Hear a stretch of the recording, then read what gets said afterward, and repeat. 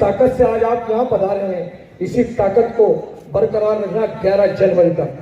11 जनवरी के दिन इस रोड पर, उस रोड पर या इस रोड पर, कहते हैं ना कि जिस रोड पर दिखे उस रोड पर खाली वैश्य समाज का एक आदमी दिखे, ऐसा ही संबंध और ऐसा ही प्रयोग, ऐसा ही आंदोलन और ऐसी ही एकता हमको उस 11 जनवरी के दिन दिखानी है। अपना जज्बा बना के रख लेना कि हमको रोड पर आना है।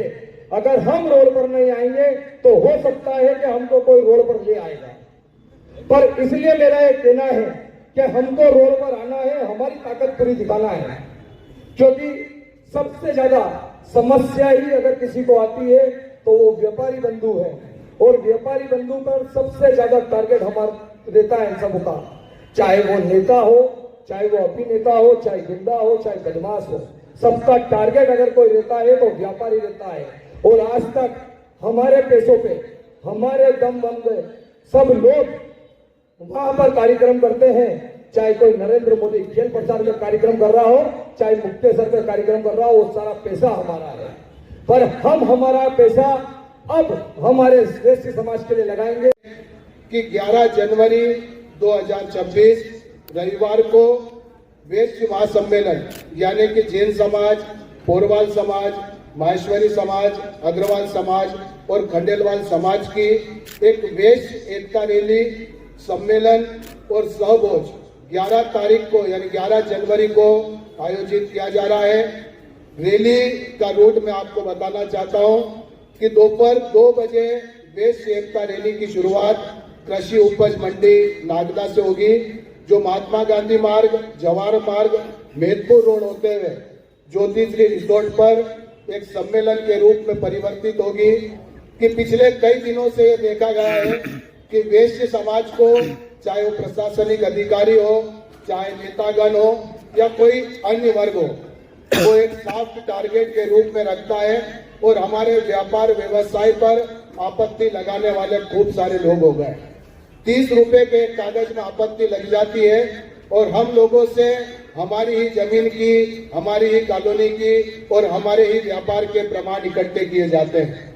प्रशासनिक अधिकारी भी ऐसे झूठे शिकायतकर्ताओं की बातों में आकर हमारे वैश्य समाज के लोगों को लगातार प्रताड़ित करता आ रहा है। दूसरा, जो एक ऑनलाइन बिजनेस चालू हुआ है, हम में से भी कई लोग ऑनलाइन सामान मंगाते हैं, लेकिन ऑनलाइन बिजनेस करने वाले बहुत बड़े लोग हैं।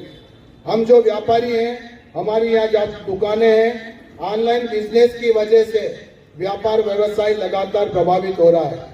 तो दूसरे समाज के लोग भी हम चाहते हैं हम लोग उनको अप्रिशिएट करें कि वे ऑनलाइन खरीदी ना करते हुए वैश्य समाज की या जो व्यापारियों की दुकानें हैं उन दुकानों से ही सामान खरीदें। जो हमारे वैश्य समाज के 1300 घर है, 450 घर पोरवाल समाज के हैं, 450 घर तीनों जैन समाज के हैं, अग्रवाल समाज के 65 घर हैं, 160 घर माहेश्वरी समाज के हैं और 45 घर खंडेलवाल समाज के हैं।